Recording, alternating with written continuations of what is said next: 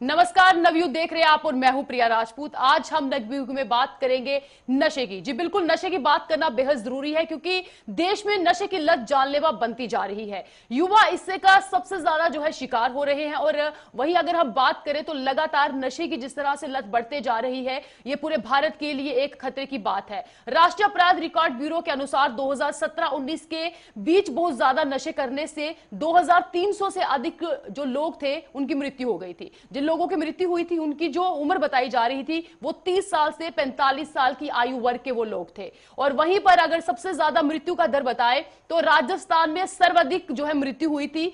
300 से अधिक जो मृत्यु हुई सिर्फ राजस्थान में हुई थी। और अगर हम वही बात करें, वो जो संख्या बताई जा रही है वो 14 साल से भी कम उम्र और 55 साल की कम उम्र के जो है लोग, उनमें से संख्या बताई जा रही थी। और ये जो संख्या है वो लगातार जम्मू कश्मीर में भी बढ़ती जा रही है क्योंकि राजस्थान में बेशक सबसे ज्यादा जो लोग हैं वो ड्रग्स के कारण उनकी मृत्यु हुई थी। वही जम्मू कश्मीर का भी अगर हम आपको दर बताएं तो जम्मू कश्मीर में भी लगातार ये संख्या बढ़ती जा रही है। आज हम इस मुद्दे पर बात करेंगे जहां पर हम आपको डाटा भी बताएंगे कितने लोग जो है ड्रग्स के शिकार हो रहे हैं और हम उन कारणों का भी पता लगाने की कोशिश करेंगे कि आखिरकार वो कारण ऐसे कौन से हैं जो युवा पीढ़ी को ड्रग्स की ओर प्रेरित कर रही है। चलिए, इस वक्त हमारे साथ मौजूद है इद्रिस मीर जो पीएचडी स्कॉलर है, जिनसे आज हम बात करने की कोशिश करेंगे कि आखिरकार ड्रग्स ज्यादातर बढ़ता क्यों जा रहा है। जी इद्रिस मीर, आप सबका स्वागत करेंगे गुलिस्तान न्यूज में।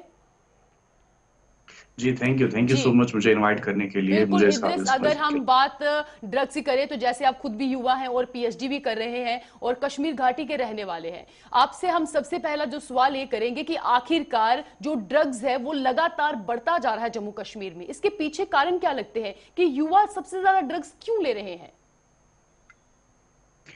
जी जी बिल्कुल, देखें जैसा कि आप देख पा रहे हैं कि बहुत ज्यादा ड्रग्स का जो है वो इस टाइम मामले सामने आ रहे हैं। लोग जो है, खासकर यूथ जो है, जो छोटे बच्चे जो हैं, वो बहुत ज्यादा इसमें इंडल्ज हो रहे हैं, बहुत ज्यादा इसमें जो वाबस्ता हो रहे हैं इस चीज से। तो मेरे हिसाब से जो सबसे बड़ा रीजन है वो ये है कि हमारे यहाँ का यूथ जो है वो बहुत ज्यादा साइकोलॉजिकल ट्रॉमा से गुजर रहा है, या अगर हम देखें बहुत ज्यादा वो एंजाइटी का शिकार हो रहे हैं। और इसके बहुत सारे रीजंस भी हैं, वो सारे रीजंस मे बी आपको पता हो या उसको डिस्कस भी कर सकते हैं। जो साइकोलॉजिकल, जैसे हम किसी को बोलते हैं कि आप जो है एंजाइटी का शिकार हो गया, सबसे पहले तो बात वो ये डरता है, ये बोलने से डरता है कि मैं जो हूँ एंजाइटी का शिकार हूँ, क्योंकि फिर लोग जो है वो ये समझते हैं कि लोग मुझे पागल करार देंगे। लोग उस चीज से अभी वो वाकिफ नहीं है कि नहीं, यहाँ पे एक साइकोलॉजिकल डॉक्टर्स भी हैं, काउंसलर्स भी हैं, जिनसे आप काउंसलिंग करवा सकते हैं, जिसके बाद आप शायद इस चीज से बाहर आ सकते हैं। तो सबसे मेन रीजन मैं जो समझता हूँ वो साइकोलॉजिकल रीजन है। जी बिल्कुल इद्रिस, अगर हम बात जम्मू कश्मीर की भी करें तो जिस तरह से जम्मू कश्मीर में लगातार पॉलिसीज तो बनती है पर जमीनी स्तर पर वो इतनी इंप्लीमेंट नहीं हो पाती है। वहीं अगर हम जम्मू कश्मीर में उन युवाओं की बात करें जो लगातार ड्रग्स लेते भी हैं और रिहेबिलिटेशन सेंटर में भी उनके घर वाले तो पहुंचाने की कोशिश करते हैं, पर रिहेबिलिटेशन सेंटर जाने के बाद भी वो ठीक नहीं हो पाते हैं, तो आपको क्या लगता है कि जम्मू कश्मीर में जो रिहेबिलिटेशन सेंटर तो बनाए जाते हैं उनको ऑब्जर्व करने के लिए क्या पॉलिसीज होनी चाहिए? देखिए, सबसे पहली बात तो मैं समझता हूँ कि रिहेबिलिटेशन सेंटर्स जो है इनको एक सेकेंडरी ऑप्शन रखना चाहिए। सबसे पहला ऑप्शन जो है वो यूथ के लिए वो काउंसलर्स होने चाहिए। काउंसलर्स इन द सेंस, जैसे मुझे कुछ फील होता है कि मुझे ये करना चाहिए, मैं गलत चीजों में जा रहा हूँ, सबसे पहले मैं काम करूँ, मैं किसी काउंसलर के पास जाऊं, मैं अपनी काउंसलिंग कराऊं, मैं ये देखूं मेरे अंदर में अगर ये प्रॉब्लम है कि किस चीज से आ रही है, ऐसी कौन सी चीजें हैं जो मुझे मजबूर कर रही हैं इस चीज में जाने के लिए। सबसे पहले जब हम काउंसलिंग करवाएंगे तो एक नतीजा सामने आएगा कि क्या क्या प्रॉब्लम क्या है। जब वो प्रॉब्लम आपके सामने आएगी कि नहीं, ये प्रॉब्लम से आप गुजर रहे हो, तब जाके उस चीज का इलाज हो। ऐसा तो नहीं है कि आपको खुद प्रॉब्लम लगी और आपने खुद दवाइयां खाना स्टार्ट कर दिया, आप खुद उसका इलाज करना स्टार्ट कर देंगे। नहीं, ऐसा बिल्कुल नहीं होता। जब आपको कुछ अपने आप में प्रॉब्लम लगती है, जब आप बीमार होते हैं, तो आप डॉक्टर के पास जाते हैं। तो काउंसलर्स भी सेम वैसे ही आप पे करेंगे कि आपको एक काउंसलिंग सेशन देंगे, उनको पता चल जाएगा कि आप में प्रॉब्लम क्या, आप किस दौर से गुजर रहे हो, आप किस चीज से गुजर रहे हो। उसके बाद रिहेबिलिटेशन सेंटर का टाइम आता है जहां पे आपको इस चीज से दूर रखा जाता है, आपको वहां पे वो चीजें मुहैया कराई। लेकिन सबसे पहला काम जो है वो आता है काउंसलर्स का, तो उनका आता है जिनको करना चाहिए। लेकिन हम इस चीज से ये डरते हैं, जैसे हम काउंसलर्स का नाम सुनते हैं या काउंसलिंग का नाम सुनते हैं या साइकोलॉजिस्ट का नाम सुनते हैं, तो हम डर जाते हैं कि कहीं मैं पागल तो नहीं, कहीं ये बंदा पागल तो नहीं, अगर किसी और ने सुना कहीं ये पागल तो नहीं। उस चीज से नहीं डरना, हमें आगे आना है, कोई प्रॉब्लम है उसको डिस्कस करना। अगर जी हम बिल्कुल। पहले की प्रॉब्लम की जड़ तक पहुंचेंगे तो वो लेवल ही नहीं आएगी जी कि हमें रिहेबिलिटेशन सेंटर तक जाना पड़ेगा। जी। चलिए, और इसी के साथ हमारे दूसरे गेस्ट भी हमारे साथ मौजूद हैं, डॉक्टर बच्चा बाबू, जो सेंट्रल यूनिवर्सिटी ऑफ जम्मू में प्रोफेसर है मास कम्युनिकेशन में, जो एक लंबे समय से युवाओं को प्रेरित भी करते हैं कि किस तरह से अपनी एजुकेशन को बेहतर भी करें और अपने भविष्य को और ज्यादा उज्जवल बना सकते हैं। जी डॉक्टर बच्चा बाबू जी, आपका स्वागत है सबसे पहले गुलिस्तान में। बहुत बहुत शुक्रिया प्रिया जी, आपसे हम जो पहला सवाल ये पूछेंगे वो थोड़ा इसलिए भी पूछना चाहते हैं क्योंकि एक लंबे समय से आप पढ़ा भी रहे हैं और मास कम्युनिकेशन जैसा सब्जेक्ट पढ़ाते हैं जहां पर बच्चों के साथ इंटरेक्शन करना और लोगों के साथ इंटरेक्शन करने के लिए भी आप कहीं ना कहीं जाने जाते हैं। चलिए, आज जो आपसे हम सवाल पहला पूछ रहे हैं वो ड्रग डी एडिक्शन पॉलिसी के बारे में पूछना चाहेंगे, जो सरकार ने बनाई तो थी, आपको क्या लगता है वो टेक ऑफ हुई या नहीं हुई, इसके बारे में आपको क्या लगता है? पहले तो बहुत बहुत शुक्रिया इस तरह के ज्वलंत मुद्दों को उठाने के लिए। और मेरे दूसरे पैनल इदरीस भी दिख रहे हैं, मुझे बहुत खुशी हो रही है। लेकिन इन विषयों को जितनी गंभीरता के साथ जम्मू कश्मीर के एक चैनल के माध्यम से उठाया जा रहा है, मुझे लग रहा है कि जितनी ईमानदार कोशिश एक जम्मू कश्मीर के प्रशासन या नागरिक की तरफ से होनी चाहिए, उस तरह की ईमानदार कोशिश अब तक हुई नहीं है। जिसकी बात आप कर रही थी कि जो ड्रग एडिक्शन पॉलिसी बनाई है, मुझे लग रहा है कि वो पॉलिसी या जमीनी हकीकतों से थोड़ी सी दूर दिख रही है, क्योंकि इसको लेके जो एक पूरे के पूरे प्रदेश में एक जो सेंसिटाइजेशन होना चाहिए, वो सेंसिटाइजेशन की थोड़ी सी मुझे कमी दिख रही है। आप जानते होंगे कि जिस तरीके से जम्मू कश्मीर में हाल फिलहाल के दिनों में एक ड्रग जैसे मुद्दों को लेके जो है एक लगातार जो है इसका जो है ग्राफ ऊंचा उठा है, जो इस तरह की समस्या जम्मू कश्मीर में नहीं थी, इस तरह के, और महिलाओं में भी बहुत तेजी से जो है इसके एडिक्शन का जो है स्तर बढ़ता जा हुआ रहा है। मुझे लग रहा है कि इस तरह की ईमानदार कोशिश की जानी चाहिए। जी बिल्कुल, और ये नजर डालेंगे कि आखिरकार जिस तरह से नशे की लत लगातार बढ़ती जा रही है युवाओं में, ये क्या आंकड़े जो है वो निकलकर सामने आ रहे हैं। सबसे पहले जैसे हमने आपको बता दिया कि कहां से आंकड़े सबसे ज्यादा हैं, और वही हम देश की बात करें तो देश में 1.5 करोड़ बच्चे नशे की गिरफ्त में हैं। जो अफीम और कोकीन का जो प्रयोग वो सबसे ज्यादा करते हैं, ये सूत्रों के अनुसार जो चीजें सामने आई हैं। और वहीं अगर हम आपको बता दें तो 10 से 17 वर्ष की आयु के जो समूह के लगभग 1.48 करोड़ बच्चे मादक का इस्तेमाल करते हैं, जो नशीले पदार्थ होते हैं। और राष्ट्रीय सर्वाधिक जो आंकड़े बताए गए हैं उनके अनुसार 18 से 75 वर्ष की आयु में 2.90 करोड़ लोग जो है उसका सेवन करते हैं। ये नशीले पदार्थों के सेवन के आंकड़े हैं। और सर्वे में अफीम के सेवन करने वाले लोगों की संख्या 1.90 करोड़ पाई गई है। और यही कारण है कि जो आंकड़े देखने को मिल रहे हैं ये सबसे ज्यादा सर्वे में मिले। और सर्वे के अनुसार यह भी बताया गया है कि 18 से 75 वर्ष की आयु वर्ग में 10 लाख लोग कोकीन का इस्तेमाल करते हैं। और ड्रग्स में जिस तरह से जो करते हैं उनको कोकीन और बाकी इस तरह के पदार्थ भी करते हैं वो इस्तेमाल। 20 लाख लोग उत्तेजन पैदा करने के लिए जो है वो भी इसका पदार्थ करते हैं ड्रग्स का, जिसको ड्रग्स की अगर बात बताएं हम आपको तो वहीं अगर हम बाकी संख्या भी आपको बता दें तो ये सिर्फ अनुमान लगा रहे हैं कि 30 लाख बच्चे और किशोर जो है शराब का इस्तेमाल करते हैं। शराब पीना ये भी उनकी एक ड्रग्स में ही है। और वहीं 40 लाख बच्चे और किशोर कर रहे हैं अफीम का सेवन। तो ये कुल आंकड़े हैं जो कि 10 से 17 साल वर्ग की आयु के जो सेवन करते हैं उनके आंकड़े हैं। लगभग 20 लाख बच्चे और किशोर जो है भांग का इस्तेमाल करते हैं। जो भांग का इस्तेमाल करने के बाद जो है वो भी ऐसे बच्चे पाए गए थे जो कि मेमोरी उनका लॉस होना या फिर उत्तेजित होना, ये तमाम जो है चीजें निकलकर सामने आती है। ये सारी सूत्रों के अनुसार जो है चीजें सामने आती है और सर्वे में भी यही पाया गया है। चलिए, इसी के बाद हमने आपको आंकड़े बताए, अब फिर से बच्चा बाबू की ओर लौटेंगे जहां पर जाने की कोशिश करेंगे कि आखिरकार जो रिहेबिलिटेशन सेंटर बनाए जाते हैं जहां पर जो लोग जो ड्रग्स करते हैं उनको कमरे में बंद करने के बाद किस तरह की काउंसलिंग रहती है, क्योंकि वो वहां से जैसे बाहर निकलते हैं तो एक बार फिर से ड्रग्स की उनको लत पड़ जाती है। जी बच्चा बाबू जी, आपसे ये जानना चाहेंगे कि जिस तरह से अगर हम रिहेबिलिटेशन की सेंटर की बात करें, वहां पर कमरे में बंद करके उनको ये तो बोला जाता है कि आप ड्रग्स छोड़ दीजिए और काउंसलिंग भी फिलहाल की जाती है। जैसे ही वो सेंटर से बाहर निकलते हैं एक बार फिर से वो मादक पदार्थों का इस्तेमाल करना शुरू करते हैं। तो क्या लगता है कि रिहेबिलिटेशन सेंटर में काउंसलिंग कमजोर है या कुछ नए तरीके अपनाने चाहिए जो कि ड्रग्स लेते हैं उनको छुड़वाने के लिए? बिल्कुल सही सवाल किया आपने प्रिया कि इसमें रिहेबिलिटेशन सेंटर का रोल जो है ये बहुत ज्यादा है। दो तरह की चीजों को एक साथ आपको लेके चलना पड़ेगा, खासकर ड्रग एब्यूज को लेके। एक तरफ तो जो समाज में जो एक नशा को लेके, नशाबंदी को लेके जो एक अवेयरनेस प्रोग्राम है, सेंसिटाइजेशन है, जिस आंकड़े को आप कह रही हैं कि 17 से 35 तक की आयु वर्ग के सबसे ज्यादा जो देश के भविष्य हैं वो नशे की गिरफ्त में आते जा रहे हैं।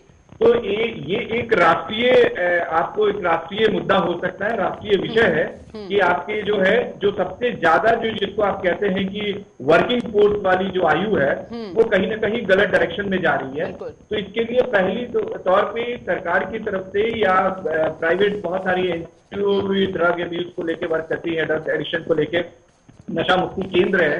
इसके अलावा जो तमाम तरह के जो शैक्षणिक संस्थान हैं, इन संस्थानों की भी बहुत भूमिका बढ़ जाती है कि आप कैसे अपने परिसर के अंदर, अपनी कैंपस के अंदर जो है बच्चों को वो माहौल देंगे और उस माहौल में किस तरीके से उनके साथ जो एक संवाद कायम करना होता है।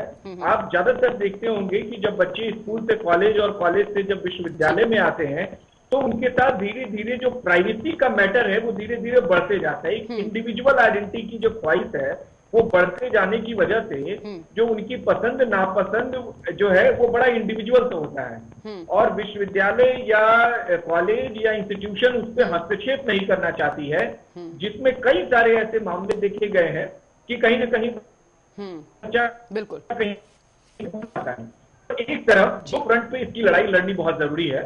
एक तो इसको समाज में जागरूकता फैलानी बहुत जरूरी है, युवाओं के बीच संवाद कायम करना पड़ेगा और इससे होने वाले नुकसान के बारे में जो है आपको अवेयर करना पड़ेगा जी। दूसरा जो फ्रंट है जिसकी बात आप कर रही हैं कि अगर मान लीजिए कि बच्चा एडिक्ट हो गया, एडिक्ट होने के बाद अगर कोई बच्चा अगर उससे मुक्त होना चाहता है, उसका परिवार चाह रहा है कि एक नशा मुक्ति केंद्र में जाके उससे इसकी मुक्ति मिले, तो उसको आप वहां कैसा माहौल प्रदान करेंगे जिससे बच्चे के अंदर उसको छोड़ने की प्रवृत्ति बने। अगर उसको एक क्रिमिनल ऑफेंस के रूप में उस बच्चे को एक क्रिमिनलाइज माइंडसेट से अगर उस तरह के अगर एडिक्शन सेंटर में आप उसके साथ अगर व्यवहार करेंगे तो आपको पता है कि 17 से 35 साल की जो आयु होती है, इस आयु में जो है एक प्रतिरोध की क्षमता होती है, एक जिद का क्षमता होता है।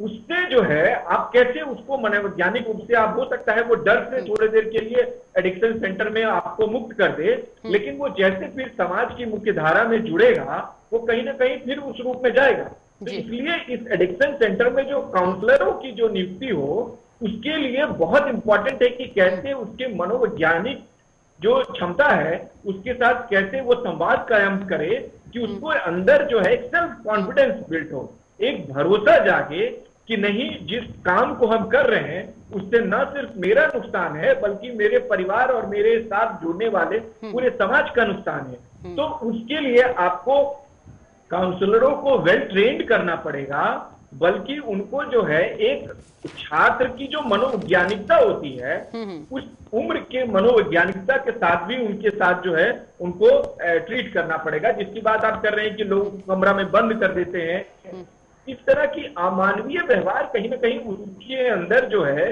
इसके प्रति और आकर्षण पैदा करेगा। हम सभी जानते हैं मनोविज्ञान का नियम है कि जिस चीज को जितना आप सप्रेस करते हैं उतनी तेजी से वो बाहर आने की कोशिश करती है। तो उस उम्र में ये जो प्रतिरोध की क्षमता है उसको कैसे आप संवाद के माध्यम से उसके अंदर जो है एक आत्मविश्वास पैदा करें कि हाँ आप बिल्कुल ठीक होके समाज में फिर नॉर्मल जिंदगी जी सकेंगे, ये आपको कहीं ना कहीं एडिक्शन सेंटर की एक बहुत महत्वपूर्ण भूमिका हो जाती है। तो मुझे लगता है कि इन दोनों फ्रंटों पे आपको काम करना पड़ेगा।